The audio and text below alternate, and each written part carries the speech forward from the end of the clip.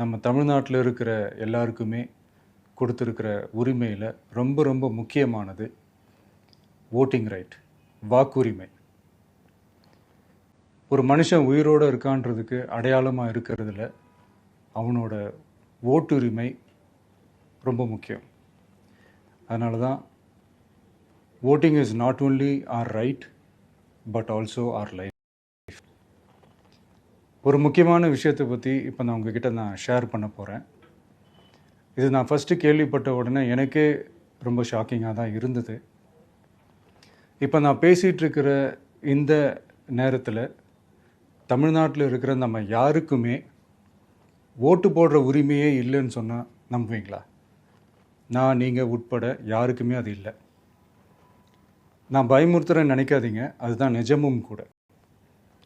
கொஞ்சம் ஏமாந்தால் நம்மளை மாதிரியே இன்னும் லட்சக்கணக்கான பேருக்கும் இதே நிலைமை தான். ஓட்டு போடுற அந்த உரிமையே இல்லாத மாதிரி ஒரு நிலைமை வந்தாலும் வரலாம். இதுக்கு மெயின் ரீசன் அந்த எஸ்ஐஆர், ஸ்பெஷல் இன்டென்சிவ் ரிவிஷன், சிறப்பு தீவிர திருத்தம். இப்போது இந்த எஸ்ஐஆர் நம்ம தமிழ்நாட்டில் எப்படி ஒர்க் ஆக போகுது? கடந்த ஜனவரி மாதம் எடுத்த அந்த கணக்கெடுப்பில் 6,36,00,000 வாக்காளர்கள் நம்ம தமிழ்நாட்டில் இருக்கிறாங்க. ஆனால் அவங்க யாருக்குமே இந்த ஓட்டு போடுற உரிமையே இல்லை. அந்த பிஎல்ஓன்னு சொல்லுவாங்க, பூத் லெவல் ஆஃபீஸர்ஸ், வாக்குச்சாவடி நிலை அலுவலர். அவங்க தான் வீடு வீடாக போய் அந்த ஃபார்மை கொடுப்பாங்க. அதை நம்ம ஃபில்அப் பண்ணி கொடுக்கணும். அதை தேர்தல் ஆணையம் அதை எடுத்துகிட்டு போய் அதை ஸ்க்ரூட்டினைஸ் பண்ணி அது எல்லாமே கரெக்டாக இருக்கான்னு செக் பண்ணி பார்த்ததுக்கப்புறம் அந்த வாக்காளர் பட்டியலை வெளியிடுவாங்க. அந்த வாக்காளர் பட்டியலில் நம்ம பேர் இருக்கணும், அப்போ தான் நம்மளால் ஓட்டு போட முடியும். அந்த புது பட்டியல் வர்ற வரைக்கும் நம்ம வாக்காளர்களான்றது அது உறுதியே செய்ய முடியாது. இன்கேஸ் அந்த புது பட்டியலில் நம்ம பேர் இல்லைன்னா அது ஒரு தனி ப்ராசஸ், அது ஒரு தனி ஃபார்ம், அது ஒரு தனி கிளைம்ன்ற மாதிரி அது ஒரு வேறு வேலை.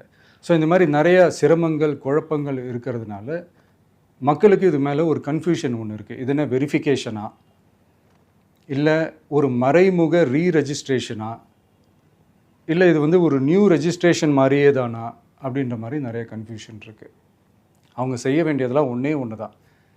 இந்த மாதிரி வீடு வீடாக போய் அந்த என்யூமரேஷன் ஃபார்ம் நம்ம ஃபில்அப் பண்ணி கொடுக்கும்போது அதுக்கான அக்னாலேஜ்மெண்ட்டை அந்த பிஎல்ஓ அந்த ஆஃபீஸர்கிட்ட இருந்து நீங்கள் வாங்கிக்கணும். அது ரொம்ப ரொம்ப முக்கியம். இது நான் சொல்கிறது வாக்காளர் பட்டியலில் ஆல்ரெடி உங்கள் பேர் இருக்கிறவங்களுக்கு நான் சொல்கிறேன். இப்போ புது வாக்காளர்கள், ஃபஸ்ட் டைம் ஓட்டர்ஸ், அவங்களுக்கு ஃபார்ம் 6ன்னு ஒன்று இருக்குது. அதை நீங்கள் ஃபில்அப் பண்ணி நீங்கள் உங்கள் ஏரியாவில் இருக்கிற சம்மந்தப்பட்ட அந்த உங்கள் அலுவலகத்தில் நீங்கள் டைரெக்டாகவும் சப்மிட் பண்ணலாம், இல்லை நீங்கள் ஆன்லைன்லேயும் சப்மிட் பண்ணலாம். அப்படி ஆன்லைனில் நீங்கள் சப்மிட் பண்ணிங்கன்னா அதுக்கான ஸ்க்ரீன்ஷாட்டை எடுத்து வச்சுக்கோங்க. ஃபோனில் மெசேஜ் வரும், அதை சேவ் பண்ணி வச்சுக்கோங்க. அப்ராடில் இருக்கிறவங்க கூட அந்த எஸ்ஏஆர் ஃபார்மை டவுன்லோட் பண்ணி நீங்கள் அதை ஃபில்அப் பண்ணி சப்மிட் பண்ணலாம். அதுக்கான அக்னாலேஜ்மெண்ட்டை வாங்கி வச்சுக்கோங்க. ரொம்ப முக்கியமாக உங்களோட பிஎல்ஓ அந்த ஆஃபீஸர் யாருன்னு தெரிஞ்சு வச்சுக்கோங்க. இந்த தேர்தல் ஆணையம் அந்த வெப்சைட்டில் போனீங்கன்னா அந்த பர்டிகுலர் பிஎல்ஓ ஆஃபீஸரோட ஃபோன் நம்பர் கூட நீங்கள் எடுத்து வச்சுக்கலாம். இன்கேஸ் உங்களை யாரையும் ரீச் பண்ணலை, இல்லை உங்களுக்கு அந்த ஃபார்ம் கிடைக்கல அப்படின்னா நீங்கள் அவரை காண்டாக்ட் பண்ணி அந்த ஃபார்மை வாங்கி நீங்கள் ஃபில்அப் பண்ணி நீங்கள் சப்மிட் பண்ணலாம். ரொம்ப முக்கியமாக அதுக்கான அக்னாலேஜ்மெண்ட்டை வாங்கி வச்சுக்கோங்க. இது எல்லாமே சரியாக செஞ்சாலும் இந்த எஸ்ஐஆர் மேலே சில டவுட்ஸ் இருக்குது. அது என்னென்னா, இந்த 6,36,00,000 வாக்காளர்களுக்கு ஒருத்தர் விடாமல் இந்த ஒரே மாதத்துக்குள்ளே எப்படி எல்லாருக்குமே அந்த ஃபார்ம் போய் ரீச் ஆகும்? ஒன்று. ரெண்டாவது, நீங்கள் வரும்போது வீட்டை பூட்டிட்டு வேலைக்கு போயிட்டு என்ன பண்ணுறது? இப்போ நீங்கள் வருவீங்கன்றதுக்காக வேலையெல்லாம் விட்டுட்டு வீட்டுக்குள்ளேயே உட்காந்துட்ருக்கணுமா? ஸோ இதில் மெயினாக பாதிக்கப்பட போகிறது உழைக்கிற மக்கள், ஏழைகள், வேலைக்கு போகிற பெண்கள். இவங்களுக்கு யார் கரெக்டான அந்த பதில் சொல்ல போகிறது? ஒரு நியாயமான எஸ்ஐஆர்னால் என்ன நடக்கணும்? இப்போது இறந்து போனவங்களை மார்க் பண்ணி அதுலேருந்து டிலீட் பண்ணணும். இப்போ போலி வாக்காளர்கள் இருந்தாங்கன்னா அவங்கள மார்க் பண்ணி டிலீட் பண்ணணும். இப்போ ஆல்ரெடி ஓட்டு இருக்கிறவங்களுக்கு எதுக்கு இந்த ரெஜிஸ்ட்ரேஷன் என்ற பேரில் இவ்வளவு குழப்பங்கள் அப்படின்றது தான் எங்கள் கேள்வி. இப்போ புதுசாக வர வாக்காளர்களையோ இல்லை ஓட்டு இல்லாதவங்களையோ சேர்த்தா பத்தாதா? இப்போ ரீசெண்டாக நடந்த இப்போ எலெக்ஷன் 2021, 24லாம் எப்படி எல்லாருமே ஓட்டு போட்டோம்? அதில் ஓட்டு போட்டவங்க கூட இப்போ புதுசாக ரெஜிஸ்டர் பண்ணணும்னா அது ஏன் அந்த கன்ஃபியூஷன் அப்படின்றத நாங்கள் கேட்குறோம். அதனால தான் நாங்கள் எஸ்ஐஆரை எதிர்க்கிறோம். இப்போ புதுசாக சில கம்ப்ளைண்ட்ஸ்லாம் வர ஆரம்பிக்குது. அது என்னென்னா முக்கியமாக நம்மளுடைய டிவிகே தோழர்களுக்கு அந்த ஃபார்ம் கிடைக்க மாட்டேங்குது, கொடுக்க மாட்டேன்றாங்க அப்படின்ற சில கம்ப்ளைண்ட்ஸ். இது யார் பண்ணுறாங்க அப்படின்றது நான் தான் சொல்லி தெரிய வேணும்னு ஒன்றும் அவசியம் இல்லை உங்களுக்கு. இப்போ இருக்கிற ஆட்சியாளர்கள் அவங்களுக்கு கைப்பாவையாக இருக்கக்கூடிய சில பேர் வந்து இதை செய்ய ஸ்டார்ட் பண்ணியிருக்கிறாங்க. அதனால் மைடியர் வர்ச்சுவல் வாரியர்ஸ், இதை வந்து சாதாரணமாக எடுத்துக்காதீங்க. இது எல்லாருக்குமே அந்த ஃபார்ம் போய் ரீச் ஆகணும். இதில் ரொம்ப உறுதியாக இருங்க. அதையும் மீறி உங்களுக்கு அந்த ஃபார்ம் கிடைக்கலன்னா இருக்கவே இருக்கும் ஆன்லைன்.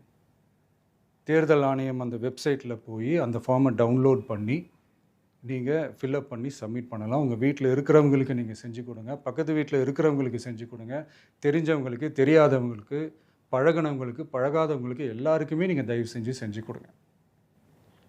அண்ட் ரொம்ப முக்கியமாக நம்ம ஜென்சி கிட்ஸ், நம்ம ஃபஸ்ட் டைம் ஓட்டர்ஸ், நம்ம புது வாக்காளர்கள், நம்ம நண்பா நண்பிகள், அவங்க ரொம்ப கேர்ஃபுல்லாக இருக்கணும். நான் ஆல்ரெடி சொன்ன மாதிரி உங்களுக்கான ஃபார்ம், அந்த ஃபார்ம் நம்பர் 6, அதை கரெக்டான டீட்டெயில்ஸோட கரெக்டான உங்கள் டாக்குமெண்ட்ஸை வச்சு அதை சப்மிட் பண்ணுங்கள். ஏன்னா வரப்போகிற தேர்தலில் நீங்கள் தான், அந்த ஜென்சி வாக்காளர்கள் தான் மிக முக்கியமான ஒரு ஃபோர்ஸ் அப்படின்றது எல்லாருக்குமே தெரிஞ்ச ஒரு விஷயம். அதனால் உங்களை டிஸ்டர்ப் பண்ணுறதுக்கு, உங்கள் பேரை அதில் இன்க்ளூட் பண்ணாமல் செய்கிறதுக்கு என்னென்ன வேலைகள் செய்யணுமோ, என்னென்ன தில்லுமுள்ளு வேலைகள் செய்யணுமோ எல்லாமே அவங்க செய்வாங்க. இது நமக்கு எல்லா திசையிலையும் எல்லா பிரச்சனைகள் கொடுத்துட்டு தானே இருக்கிறாங்க. அது டிஃபால்ட்டாக நடந்துட்டு தான் இருக்கும். அது ஒன்றும் பண்ண முடியாது. ஸோ அந்த மாதிரி ஓட்டு போடுற விஷயத்துலேயும் அவங்க என்ன உத்தரமராக மாறவா போகிறாங்க? இப்போ நான் சில மீட்டிங்ஸ்லலாம் ரிப்பீட்டடாக ஒரு விஷயம் நான் சொல்கிறேன்ல, 2 பேருக்கு நடுவில் தான் போட்டி அப்படின்ட்டு. அது மேடைக்கு மேடை அவங்க அதை ப்ரூவ் பண்ணிகிட்ருக்குறாங்க. அதனால் தோழர்களே, வரப்போகிற தேர்தலில் நம்ம யாருன்னு காட்டணும், நம்ம பலம் என்னன்னு காட்டணும்.